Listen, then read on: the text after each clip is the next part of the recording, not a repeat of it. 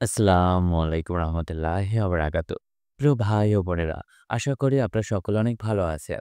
আজ আমরা কথা বলবো সেই চিরন্তন সৌন্দর্যের ঠিকানা, জান্নাতের এক অপার সৌন্দর্যের দিক, জান্নাতি নদ ও নদী নিয়ে। আল্লাহ সুবহানাহু ওয়া তাআলা পবিত্র কোরআনে বর্ণনা করেছে, জান্নাতে রয়েছে বহু নদী, যা প্রবাহিত হবে দুধ, মধু, পানি ও খাঁটি শরাব দিয়ে। এই নদীগুলো পৃথিবীর নদ-নদীর মতো নয়। এগুলো হবে সম্পূর্ণ বিশুদ্ধ, গন্ধহীন ও অমল। আল্লাহ বলেন, তাদের জন্য রয়েছে জান্নাত, যেগুলো নিজ দিয়ে প্রবাহিত হবে নদীসমূহ। সূরা মুহাম্মদ। হাদিসে আছে জান্নাতের ৪টি প্রধান নদী হচ্ছে কাউসার, রজ্জক, বায়ান ও সালসাবিল। বিশেষ করে হাউজে কাউসার হলো প্রিয় নবী হযরত মুহাম্মদ সাল্লাল্লাহু আলাইহি সাল্লামের জন্য বিশেষ সম্মান, যার পানি হবে দুধের চেয়েও সাদা, মধুর চেয়েও মিষ্টি এবং এর সুগন্ধ হবে অতুলনীয়, যার একবার পান করা হলে আর কখনো তৃষ্ণা পাবে না। এই নদীগুলো শুধু পান করার জন্য নয়, বরং যেন বাসীদের পরিপূর্ণ শান্তি, আনন্দ ও আরাম দান করবে। সেখানে থাকবে না কোনো ময়লা, দুর্গন্ধ কিংবা যন্ত্রণাদায়ক কিছু। এই নদ-নদী হবে জান্নাতের সৌন্দর্যের অন্যতম নিদর্শন, যা দেখলেই মুমিনের হৃদয়ে প্রশান্তিতে ভরে যাবে। জান্নাতের শোভা বৃদ্ধির জন্য আল্লাহ তাআলা সেখানে নদ-নদীর ব্যবস্থা রেখেছেন। আল্লাহ তাআলা ইরশাদ করেন, মুত্তাকিদের কাছে যে জান্নাতের প্রতিশ্রুতি দেয়া হয়েছে, তার প্রকৃতি এমন হবে যে তাতে এমন সব নহর প্রবাহিত থাকবে, যার পানি কখনো পরিবর্তিত হবে না। আর বহু নহর থাকবে দুধের, যার স্বাদ ও মজা কখনো সামান্য পরিমাণেরও পরিবর্তিত হবে না। আর বহু নহর রয়েছে শরাবের, যা হবে সম্পূর্ণ নির্মল, বিশুদ্ধ। সেখানে তাদের জন্য থাকবে সর্বপ্রকার ফল-ফলাদি, আর তাদের প্রতিপালকের পক্ষ থেকে তাদের জন্য মাগফিরাত। রাসূল সাল্লাল্লাহু আলাইহি সাল্লাম বলেছেন, জান্নাতে ১০০টি দরজা রয়েছে। প্রত্যেক ২ দরজার মধ্যবর্তী দূরত্ব হচ্ছে আকাশ ও পৃথিবীর মধ্যবর্তী দূরত্বের সমান। ফিরদৌস হচ্ছে সবচেয়ে উত্তম জান্নাত।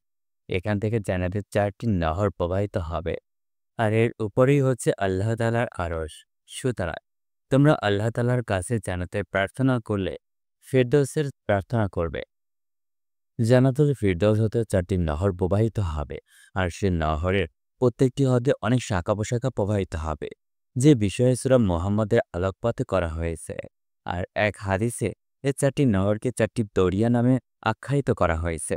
তিরমিজি শরীফে বর্ণিত আছে, রাসূল সাল্লাল্লাহু আলাইহি সাল্লাম বলেছেন, নিঃসন্দেহে জান্নাতে পানির দরিয়া রয়েছে, মধুর, দুধের এবং শরাবের দরিয়াও বিদ্যমান।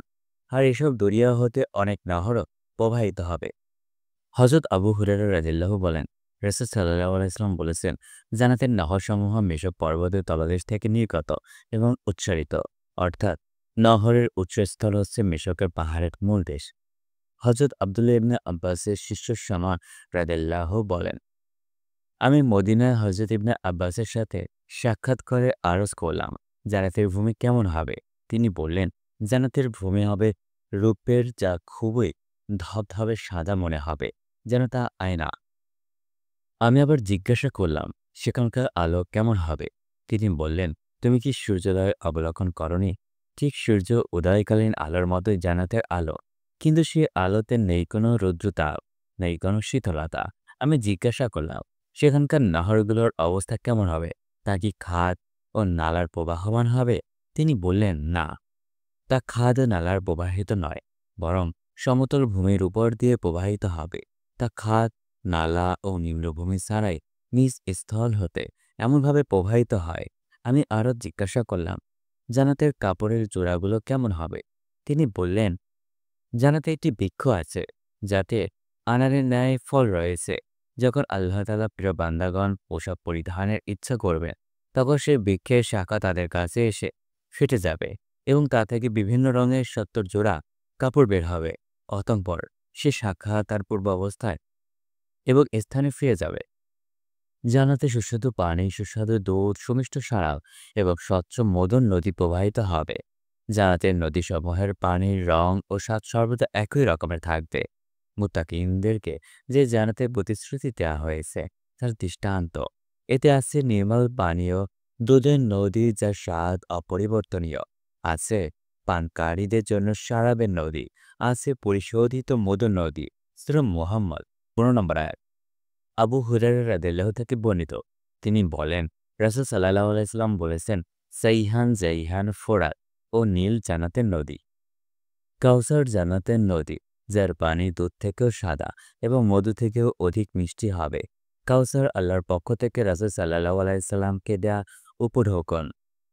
আনাস বিন মালিক রাদিয়াল্লাহু থেকে বর্ণিত, তিনি বলেন, রাসূল সাল্লাল্লাহু আলাইহি সাল্লাম জিজ্ঞাসিত হলেন, কাউসার কি? তিনি উত্তরে বললেন, এ হলো একটি নদী যা আমাকে আমার আল্লাহ জান্নাতে দিবেন, যার পানি দুধের চেয়েও সাদা হবে, মধুর চেয়েও মিষ্টি হবে এবং সেখানে এমন পাখি থাকবে যাদের গর্দান হবে উটের ন্যায়।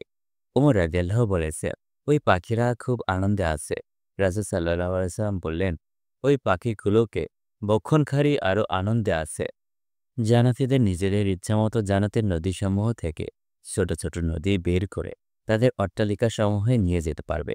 হাকিম বিন মুআবিয়া তার পিতা থেকে, তিনি নবী করিম সাল্লাল্লাহু আলাইহি সাল্লাম থেকে বর্ণনা করেন, তিনি বলেন, জান্নাতে পানি, দুধ, মধু ও শরাবের নদী থাকবে। অতঃপর ওই সমস্ত নদী থেকে আরো ছোট ছোট নদী বের করা হবে। জান্নাতে একটি নদীর নাম হায়াত, যার পানি জাহান্নাম থেকে বেরকৃতদের শরীরে দেয়া হবে, ফলে তারা দ্বিতীয়বার চারা গাছের ন্যায় সজীব হবে। আবু সাইদ খুদরি রাদিয়াল্লাহু থেকে বর্ণিত, তিনি বলেন, রাসূল সাল্লাল্লাহু আলাইহি সাল্লাম বলেছেন, আল্লাহ স্বীয় দয়ায় যাকে খুশি তাকে জান্নাতে প্রবেশ করাবে এবং জাহান্নামীদেরকে জাহান্নামে প্রবেশ করাবে। অতঃপর দীর্ঘদিন পর বলবেন, তখন তারা এমন অবস্থায় বের হবে যে তাদের শরীর কয়লার ন্যায় জ্বলে গেছে। তখন তাদেরকে হায়াত বা হায়া নামক নদীতে নিক্ষেপ করা হবে। তখন তারা এমনভাবে সজীব হয়ে উঠবে যেমন বন্যার আবর্জনার মাঝে চারাগাছ সজীব হয়ে ওঠে। তোমরা কি কখনো দেখোনি যে কেমন হলুদ রং বিশিষ্ট হয়ে ওঠে?